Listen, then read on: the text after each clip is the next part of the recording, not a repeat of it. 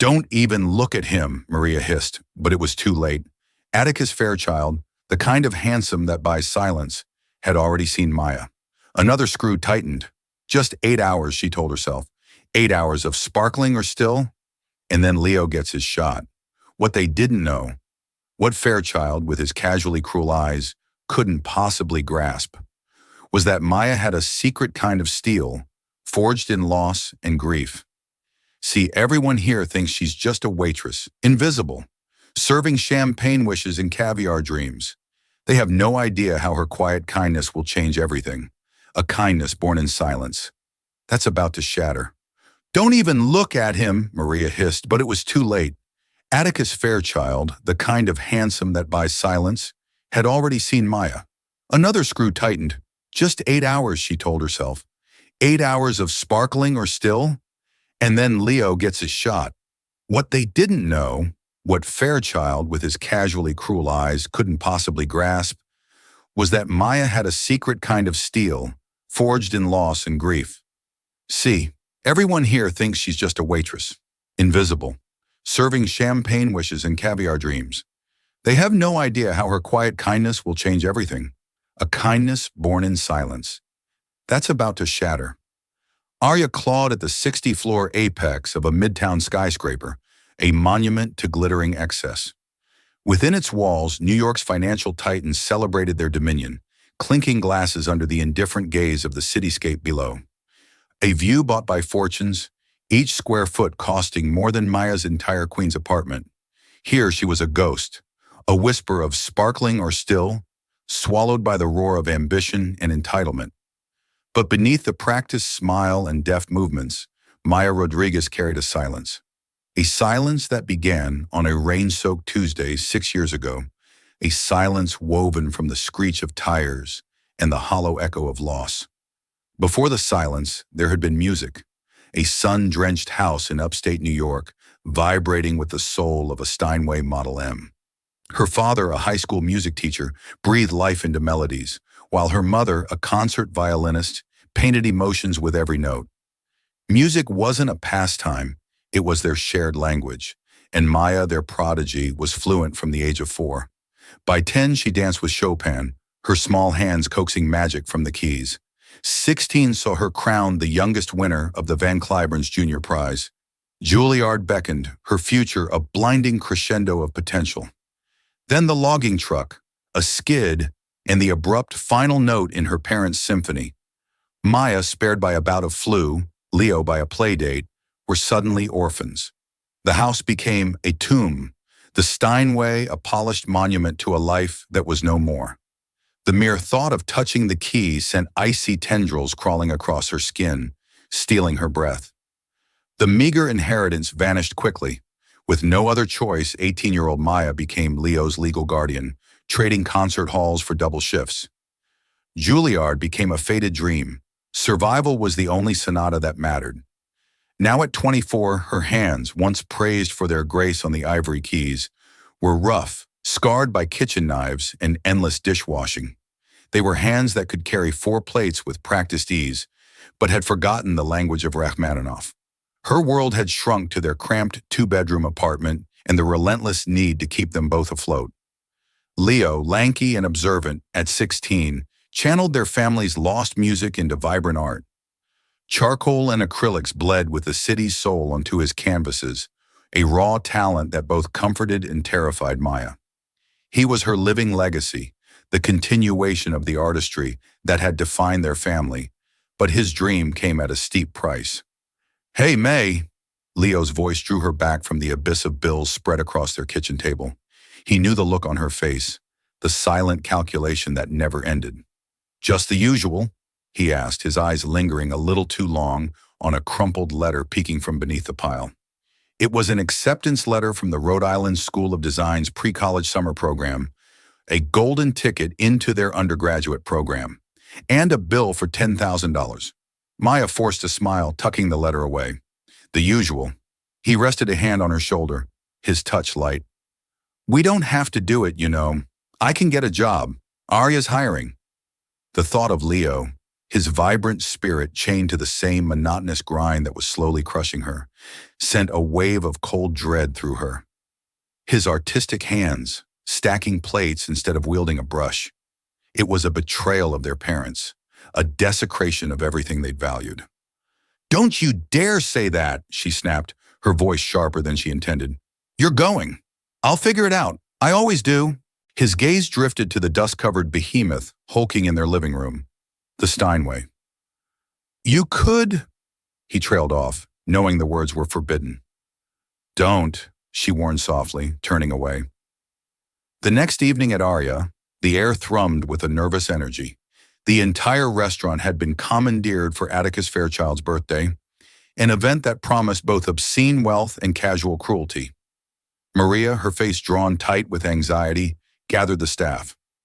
"Listen up. Tonight is not a regular service. This is Atticus Fairchild. No mistakes, no exceptions. He complains, things get comped, he's bored, people get fired. Be professional, be invisible. Do not engage unless he speaks to you first. Are we clear?" A chorus of murmured agreements filled the room. Maya felt the familiar knot of dread tighten in her stomach. 8 hours. 8 hours of smiling, nodding, and pretending she didn't exist. She could do it. For Leo, she could endure anything. She just needed to survive the shift, collect her tips, and conjure a miracle worth $10,000. At 8 o'clock sharp, the river of wealth surged into Aria. Designer gowns, bespoke suits, jewels that dripped with cold, hard light. A parade of self-importance. The air thickened with the heavy scent of expensive perfume and the low hum of insincere chatter. Maya, tray in hand, navigated the sea of bodies, her face a carefully constructed mask of polite neutrality. Champagne flowed, caviar shimmered on blinnies, her movements fluid and efficient.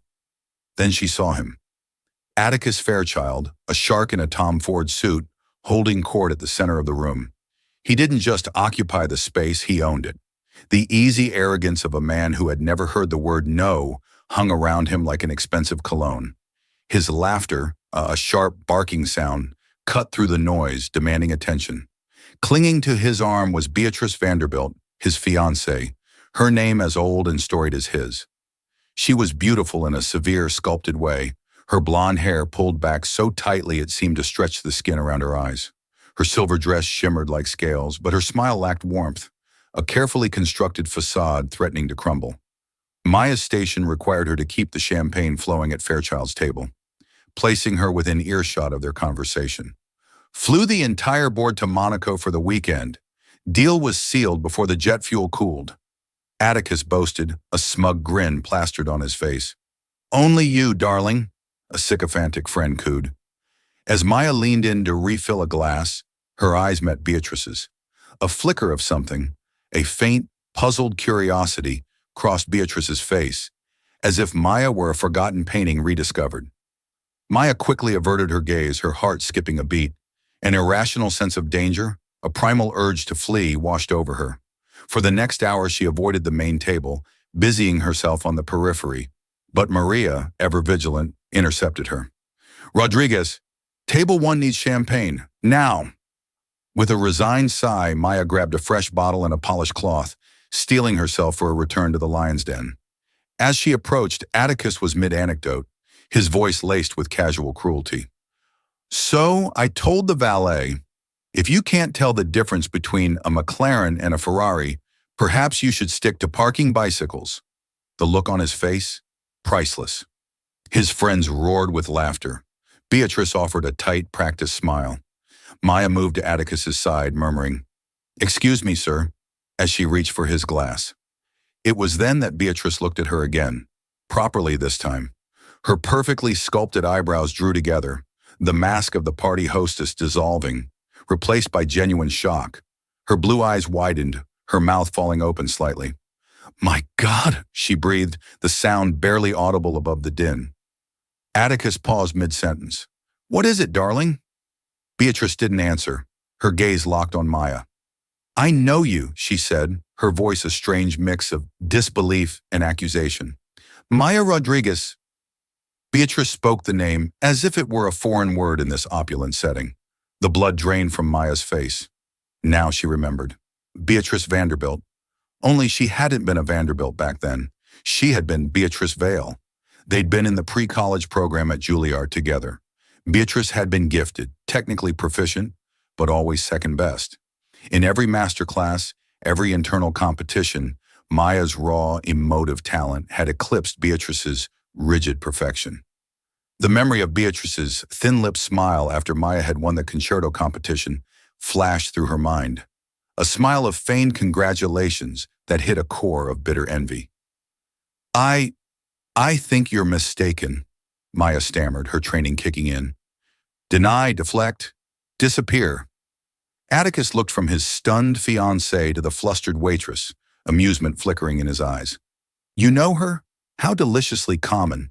We were at Juilliard together, Beatrice said, still staring at Maya as if she were a ghost. She was the best one there. A prodigy. Everyone said she was going to be the next Martha Argerich. The last word was tinged with a complex blend of old resentment and current astonishment. A slow, predatory smile spread across Atticus Fairchild's face. His eyes, the color of chips of ice, lit up with cruel inspiration. He saw not a strange coincidence, but a perfect opportunity for entertainment. The party was beginning to lull. He needed a spectacle. A prodigy, he drawled, his voice carrying across the table and silencing nearby conversations. Is that so? A piano prodigy serving me champagne? He let out a short, sharp laugh. How the mighty have fallen! What happened, Rodriguez? Did you run out of talent? The eyes of the entire table burned into her. Shame washed over her. She wanted the floor to swallow her whole. My life changed, she whispered. Her parents died, Beatrice supplied, a hint of something, guilt, in her tone. It was a tragedy. Atticus waved a dismissive hand, uninterested in such dreary details. Well, what a coincidence, he said, gesturing toward the corner of the vast room. There, gleaming under a spotlight, sat a magnificent Fazioli F278 concert grand piano, its black lacquer finish shining like a pool of oil. It had been rented for the party, a hired musician dismissed earlier after a lackluster performance. We have a world-class piano and apparently a world-class pianist in our midst, Atticus announced, his voice booming with theatrical flair. He stood, tapping a knife against his glass to capture the attention of the entire room. Ladies and gentlemen, he called out, as dozens of curious, wealthy faces turned towards him. We are in for a special treat tonight. It seems our lovely waitress, he gestured condescendingly at Maya, is none other than Maya Rodriguez, a former Juilliard prodigy. Let's have her play something for us. A confused, intrigued murmur rippled through the crowd. Maya's world tilted on its axis. This couldn't be happening. Her carefully constructed anonymity was being torn down, brick by painful brick, in front of the city's most powerful people. Her boss, Maria, stood on the sidelines, her face a pale mask of horror, trapped between defending her employee and appeasing a client who could ruin the restaurant with a single phone call. No, Maya said, the words small but firm. I can't. Oh, don't be shy, Atticus sneered. A little Chopin, perhaps. A little something to earn your tip. He was reveling in it, the power, the public humiliation. He was turning her personal tragedy into a vulgar party trick. The silence stretched thick and suffocating. Every eye was on her, waiting. The world had shrunk to the space between her and Atticus Fairchild. The opulent room, the curious faces, the panoramic view, it all faded into a blurry periphery. All Maya could see were Atticus's mocking eyes and the smug, triumphant curl of his lip. No, she repeated, her voice gaining strength. I'm working. I can't. Atticus chuckled, a low, patronizing sound. Oh, I think your manager will forgive you. Maria! He didn't even bother to look at her. Your girl here is going to provide some entertainment. You can spare her for a few minutes, can't you? Maria appeared at Maya's elbow, her face ashen. She gave Maya a desperate, pleading look. Mr. Fairchild, she began, her voice trembling. It's not a request, Atticus said, his playful edge vanishing, replaced by cold steel. It was the voice of a man accustomed to absolute obedience. She will play.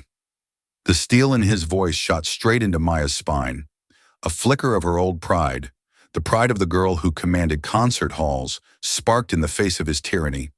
"I don't play anymore," she said, her chin lifting slightly. Atticus's eyes narrowed. He was not accustomed to defiance, especially from someone he considered to be less than nothing. Public refusal challenged his authority, something he couldn't tolerate. He decided to make it transactional, cheapening her refusal by turning it into a matter of price. "Is that it?" he said, his voice dripping with condescension. "Are you holding out for payment? Fine." He reached into his jacket and pulled out a thick monogrammed leather wallet, extracting 10 crisp $100 bills. $1,000, he said, fanning them out. "Play one song, and it's yours. Probably more than you make in a week, isn't it?" The casual cruelty of the gesture, the way he equated her deepest trauma with a cash transaction, sent a wave of nausea through her. The faces around them mirrored pity, discomfort, and morbid curiosity. This was a public execution of her dignity. Beatrice looked down at her plate, unable to meet Maya's eyes, a single spot of color burning on each cheek. "No, thank you," Maya said, her voice tight. The money would cover their rent, but it wouldn't buy her soul. Atticus's smirk widened. He relished the game. "Not enough. You drive a hard bargain, Rodriguez. A real businesswoman." He peeled off more bills, his movements slow and deliberate, maximizing the humiliation. "Let's make it $5,000. 5 minutes of your time. $5,000. The number hung in the air, half of what she needed for Leo, halfway to his dream. Her resolve wavered for a fraction of a second. She saw Leo's face, his hopeful eyes when he held her his letter. "I'll figure it out," she had promised. Was this it? A deal with the devil? She looked at the money, then back at Atticus's face. The sneer remained. This wasn't an offer. It was a leash. He wanted to own her, her talent, her past, and parade it for his amusement. He wanted to prove everyone had a price. "My answer is no," she said, her voice shaking, but clear. Atticus sighed, exasperated, glancing around at his guests. Then his eyes landed on Beatrice, who was now staring at Maya with a complicated expression. An idea sparked in his mind. "Tell me, darling," he said softly. "This tragedy, the parents, was there anyone else? A sibling, perhaps?" Beatrice paled. "Atticus, don't." "She has a younger brother," Beatrice admitted quietly, her voice barely a whisper. "Leo." Atticus's predatory smile returned, wider, more menacing. He'd found her weakness. "A brother. Wonderful. I'm sure he has needs. Schools to attend. Things that cost money. Things a waitress's salary can't quite cover." Maya felt a squeeze around her heart. He knew nothing of Leo, yet understood the levers of desperation. He tossed the $5,000 onto the table, the bills landing with a soft, obscene rustle beside a half-eaten lobster tail. Then he pulled out the entire stack of bills from his wallet, not counting them this time.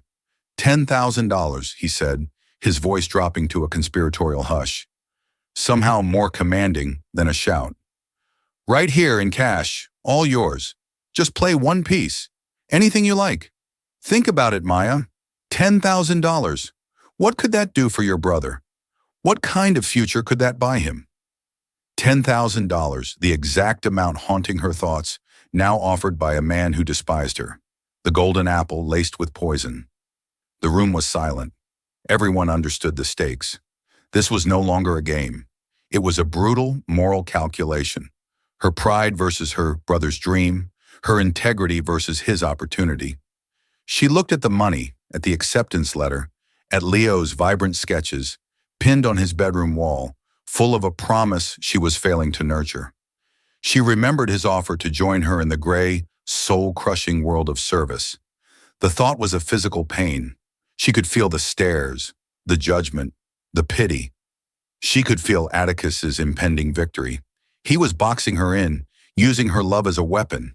Her hands clenched at her sides began to tremble. A hot tear escaped and traced a path down her cheek, but she didn't wipe it away. Slowly, deliberately, she unclenched her fists. She looked at Maria, who gave a tiny, almost imperceptible nod, absolving her. She looked at Beatrice, whose eyes swam with horror and shame. Beatrice had started this, perhaps not intending this level of cruelty, but she had unleashed the monster and now couldn't stop it. Finally, Maya looked at Atticus Fairchild. There was no fear, no pleading, just a vast, cold emptiness slowly catching fire. "Fine," she said, her voice dead and hollow. "I'll play." A wave of renewed excitement rippled through the crowd. Atticus beamed, triumphant. He had won. He had proven his point. Everything, everyone, had a price. "Excellent," he boomed. "To the piano, then. Let's hear what $10,000 sounds like." Maya didn't look at the money. She turned her back on it, on him, on all of them, and began the long, lonely walk towards the gleaming fazioli in the corner of the room. Each step was a lifetime. She was walking past the ghost of her 16-year-old self, past the wreckage of the car accident, past 6 years of silence and grief. She was walking into the heart of her greatest fear, not for money, not for them, but for Leo. And as she walked, something began to shift. The humiliation, the shame, the grief, it all began to turn to heat, to fuel. The walk to the piano felt like 100 miles. The plush carpet muffled her footsteps, but in her ears the silence roared. Every eye burned into her back. They expected a spectacle, a clumsy, out-of-practice waitress fumbling through a simple tune. They expected her to fail. Atticus Fairchild was counting on it. She reached the fascioli. It was a breathtaking instrument, a peerless piece of Italian craftsmanship. Its polished black surface reflected the glittering chandeliers in the smug faces of the audience like a dark, distorted mirror. It was more than a piano. It was an indictment of her current life, a monument to the world she had lost. She pulled out the piano bench, the simple motion feeling alien and strange. She sat adjusting her position out of muscle memory that had lain dormant for years. Her waitress apron felt absurd, a coarse utilitarian garment in the presence of such artistry. She smoothed it over her black trousers, her hands shaking so badly she had to clench them in her lap. A few titters rippled through the crowd. Atticus, standing near the front with his arms crossed, wore a smirk of pure satisfaction. "Any decade now, Rodriguez," he called out. Maya closed her eyes. The noise of the room faded away. The faces, the judgment, the 10,000 toddlers. It all receded. In the darkness behind her eyelids, she saw it all. The flashing lights of the police car, the sterile white walls of the hospital waiting room, the suffocating scent of funeral leaves, the dust sheet she'd thrown over the Steinway, a final act of surrender. The grief was a physical thing, a cold, heavy stone in her chest. She placed her trembling fingers on the keys. They were cool and smooth like polished bone. For a moment, her mind was a complete blank. 6 years of silence had built a fortress around her talent. She couldn't remember a single note. The panic rose in her throat, thick and choking. This was it, the ultimate humiliation. Atticus would win. And then she thought of Leo. She saw his face not full of pity, but full of fierce, unwavering belief.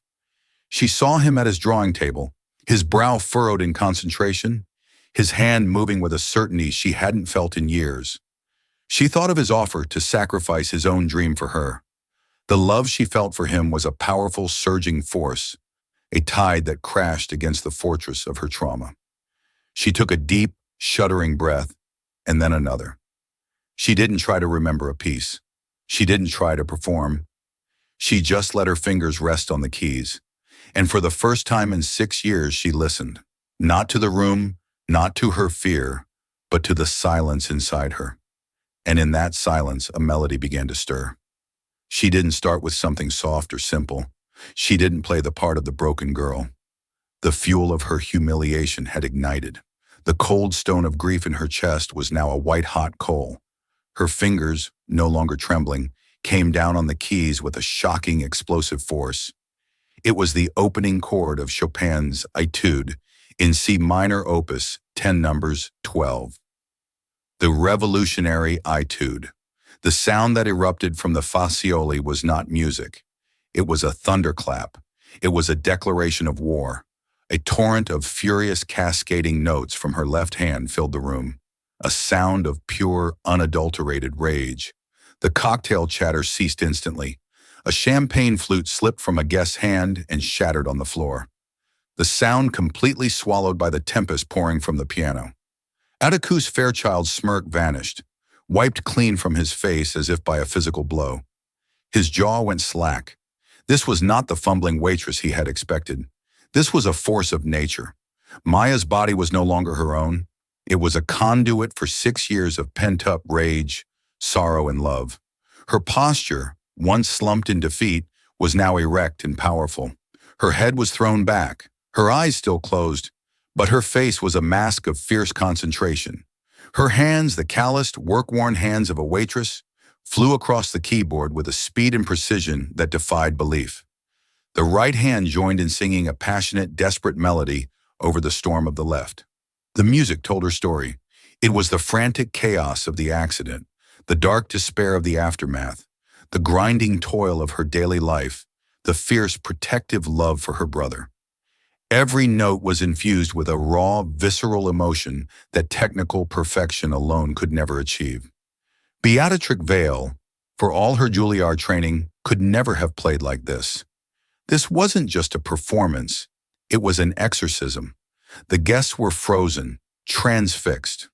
The cynical, jaded faces of Manhattan's 1% were stripped bare, replaced by expressions of raw, unadulterated awe. They were no longer watching a waitress.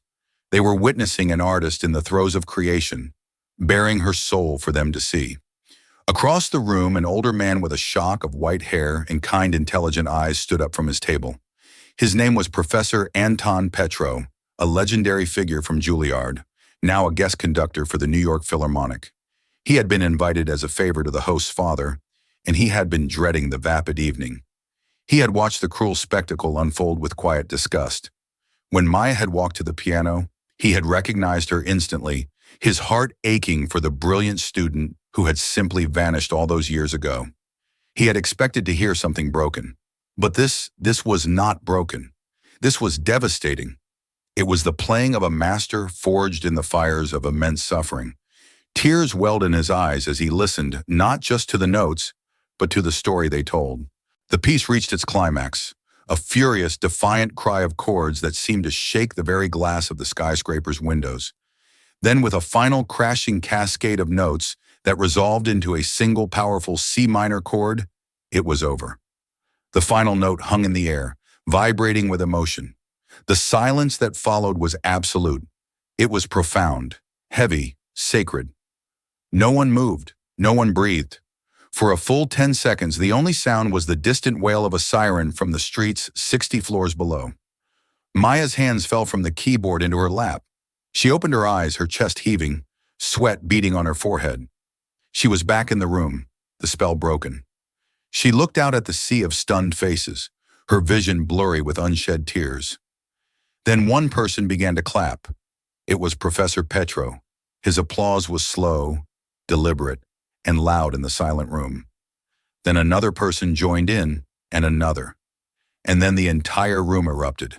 It wasn't polite, perfunctory applause. It was a roar. It was a standing ovation. It was a thunderous, heartfelt acknowledgement of the staggering talent they had just witnessed. People were on their feet, their faces alight with an emotion none of them had expected to feel tonight. Genuine wonder. Maya stared at her hands, the hands that had just created that storm. They were her hands again. The wall was gone. The fortress had been leveled. She was free. The applause crashed over Maya in waves, a sound she hadn't heard directed at her in years. It was overwhelming, disorienting. She felt exposed as if she had stripped naked in the middle of the room. She started to stand, her only instinct to flee, to escape back into the shadows of the kitchen. But before she could move, Professor Petro was pushing his way through the crowd. He bypassed Atticus Fairchild without a glance and came to stand before the piano, his eyes shining with unshed tears. "Maya," he said, his voice thick with emotion. He reached out and took her hands, turning them over and looking at the calluses with a tender reverence. "My God, Maya Rodriguez." The use of her full name, spoken with such respect by a man of his stature, sent a murmur through the room. People who hadn't known her name were now repeating it in whispers. Maya Rodriguez, Professor Petro. She breathed, shocked to see her old mentor. He ignored the stunned audience. That was not just a performance, he said, his voice ringing with authority. That was a testament. What you have, it's more than talent. It is deepened. It has been tempered by life. It is profound. He then turned to face the captivated crowd. For those of you who do not know, he announced, his voice carrying the weight of a pronouncement. This young woman, Maya Rodriguez, was the most singularly gifted pianist I have ever had the privilege to teach at the Juilliard School. She won the Van Cliburn Junior competition at 16. She was destined for the world's greatest stages before tragedy forced her to walk a different path. He looked directly at Atticus Fairchild, and his kind eyes turned to ice, a path that some, it seems, would mistake for a circus, for their own callous amusement. The rebuke was sharp, public, and utterly damning.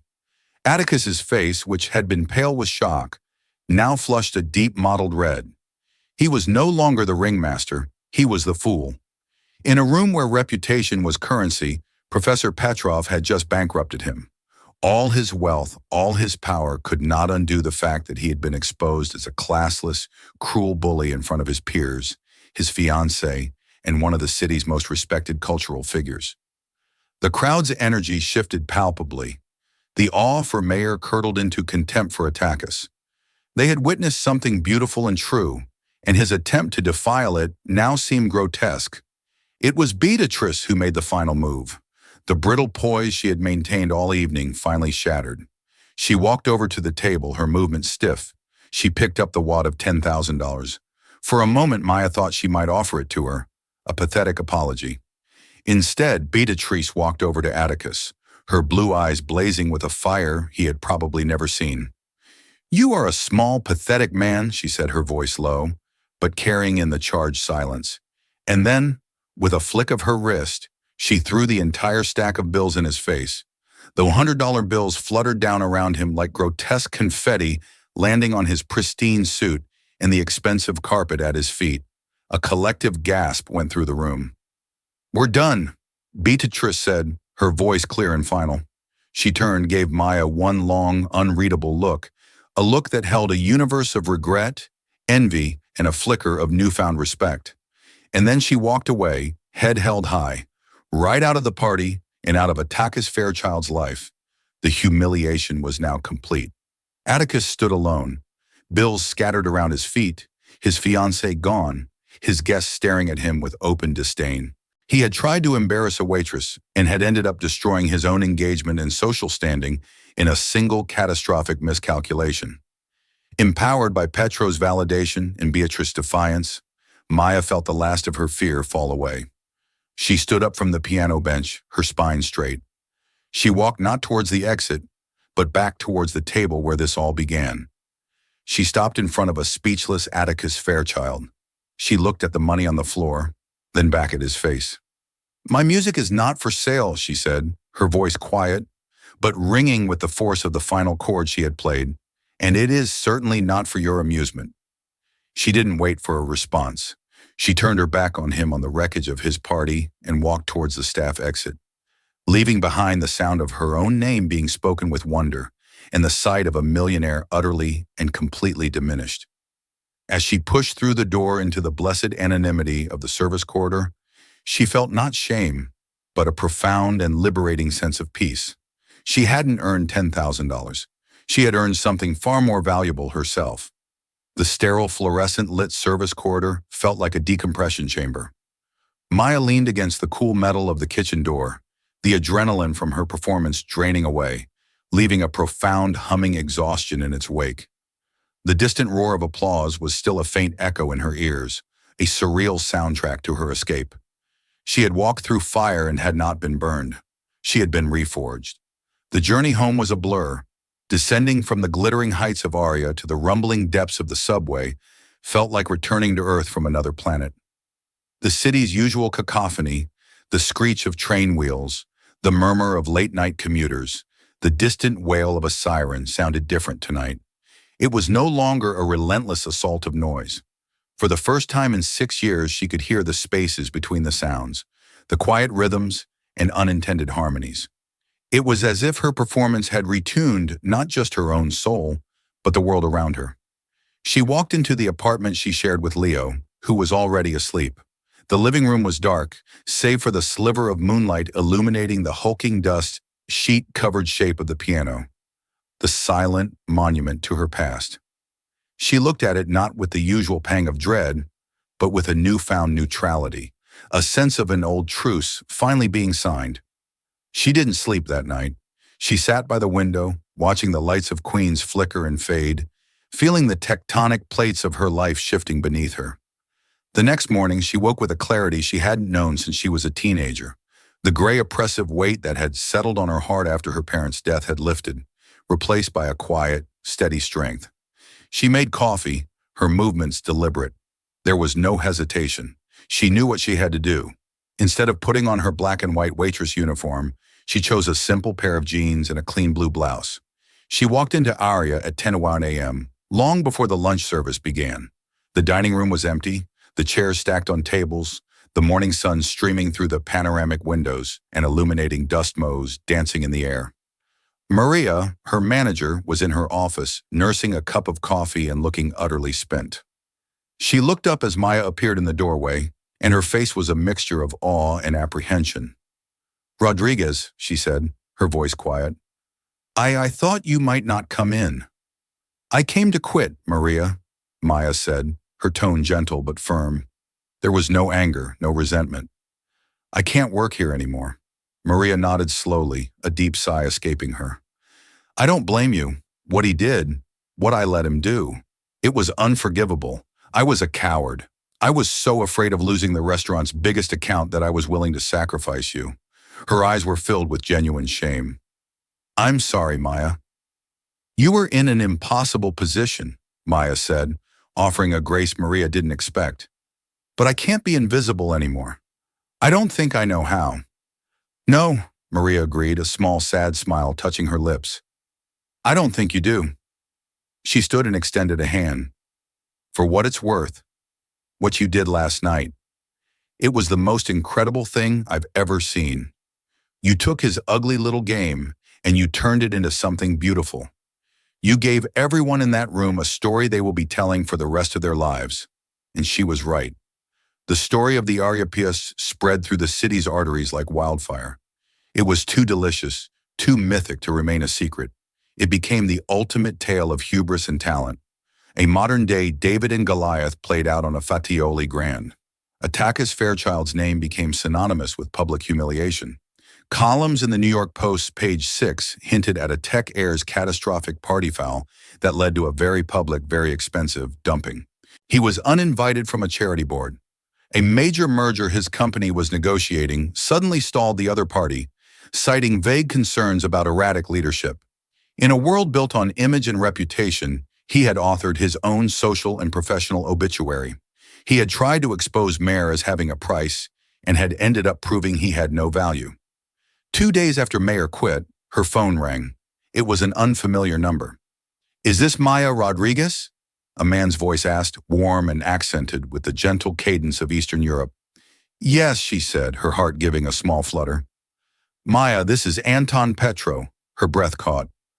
"Professor Petro," she said, sinking onto the edge of her sofa. "I don't know how to thank you for what you said, for standing up for me." "Nonsense," he said warmly. "I did nothing. Your music did all the talking. I have not stopped thinking about it since that night. The passion, the power, it was magnificent.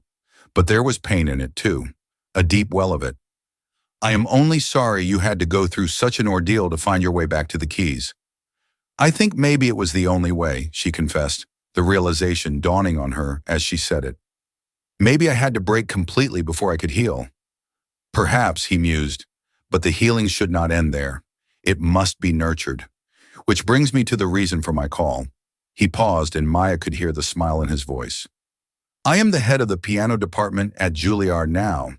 It seems I've accumulated some authority in my old age. We have a position opening for a graduate teaching assistant next semester. It comes with a full scholarship for a master's degree in performance. It would involve mentoring young undergraduate students, people just like you were, and continuing your own studies. The position is yours, Maya. No audition necessary. Your performance the other night was all the audition I will ever need. The word struck her with the force of a physical blow, a master's degree, teaching, a full scholarship. It was a fantasy, a dream she hadn't even allowed herself to have for 6 years. It was the entire world she had lost being handed back to her, whole and beautiful. Tears welled in her eyes, hot and silent. Professor, I don't know what to say, she stammered, her voice thick with emotion. Say you'll think about it, he said kindly, but don't think for too long. Talent like yours belongs in the light. She hung up the phone, her mind reeling. Hope so fierce and bright it was almost painful bloomed in her chest, but a shadow lingered at its edge. Lo! The Juilliard position was a miracle, but it wouldn't start for months. The risk deposit of $10,000 was due in 2 weeks. The familiar crushing weight of that number settled on her once more. The next afternoon, the shadow was banished for good. A sleek courier service delivered a thick cream-colored envelope. It bore no return address, only her name typed in elegant font. Puzzled, she carefully opened it. Inside was a letter from a white shoe law firm on Park Avenue and a cashier's check. Her eyes scanned the letter, her heart beginning to pound. Ms. Rodriguez, this letter is to inform you that an educational trust has been established in the name of your brother, Leo Rodriguez. The trust has been created by a benefactor who was present at the private event at Aria on the evening of July 28th. This individual, who wishes to remain strictly anonymous, was profoundly moved by your artistic integrity and personal strength. Believing that such artistry deserves to be fostered in all its forms, our client has endowed this trust to cover the full 4-year tuition room and board for Leo Rodriguez at the Rhode Island School of Design, contingent on his acceptance into their undergraduate program. Enclosed, please find a cashier's check for $10,000 loss made out to RISD to cover the deposit for the Creole summer program. Our firm will handle all future payments directly with the institution. We wish you and your brother the very best. Maya stared at the letter, then at the check in her trembling hand. $10,000. It was the money, the ransom for her dignity, the price of her humiliation. And now it had come back to her not as a weapon, but as a gift, an act of pure, anonymous grace. She sank into a chair, the letter and check clutched to her chest, and she laughed. It was a bubbling, incredulous, joyous sound. When Leo came home from school, he found her sitting in the living room, a strange, luminous calm about her. He saw the official-looking envelope and the check on the table and looked at her confused. What's all this? She didn't speak. She just pushed the documents towards him. He picked up the letter, his brow furrowed in concentration as he read. His eyes widened. He reread it as if he couldn't believe the words. He looked at the check, his jaw slack.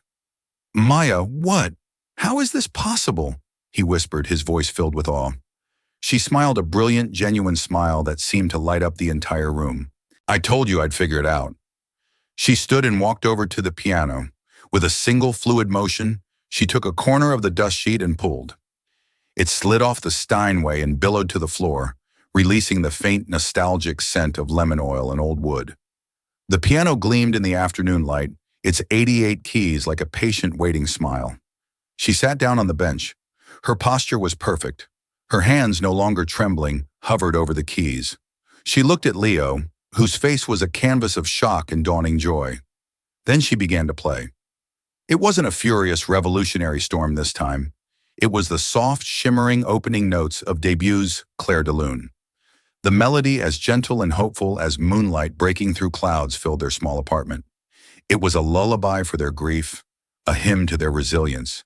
It was the music of her childhood, the love of her parents, a promise of peace. Leo stood frozen for a moment, listening, truly seeing his sister for the first time, not as the tired guardian or the invisible waitress, but as the powerful, breathtaking artist she was. He quietly walked to his room and returned with his charcoal pencils and a large sketchbook. He sat on the floor, and as the beautiful healing notes washed over him, he began to draw. With swift, certain strokes, he captured the light from the window hitting her hair, the graceful curve of her back, the focused passion on her face. The symphony of their lives had begun anew. It was no longer a solo of survival. It was a duet played on piano and canvas, a testament to the unbreakable bond they shared, and a powerful reminder that even after the longest, darkest silence, music in all its forms will always find a way to return. That single night at Aria wasn't just about a shocking performance. It was about the reclamation of a soul. Maya's story is a powerful reminder that our true value is never determined by our job title, our bank account, or the judgment of others. It resides in our spirit, our integrity, and the hidden talents we carry within us. It shows us that a moment of profound humiliation can be transformed into a moment of ultimate triumph, and that the most powerful voice we have is our own. Whether it's spoken or played on the keys of a piano, we all have a piano in our lives, a passion we've silenced, a dream we've set aside. What's yours? If this story of resilience and redemption moved you, please give this video a like and share it with someone who might need to hear it. Don't forget to subscribe to our channel for more real-life stories that inspire and empower. Click that notification bell so you never miss an update, and please share your own stories of hidden talents in the comments below. We'd love to read them. Thank you for watching.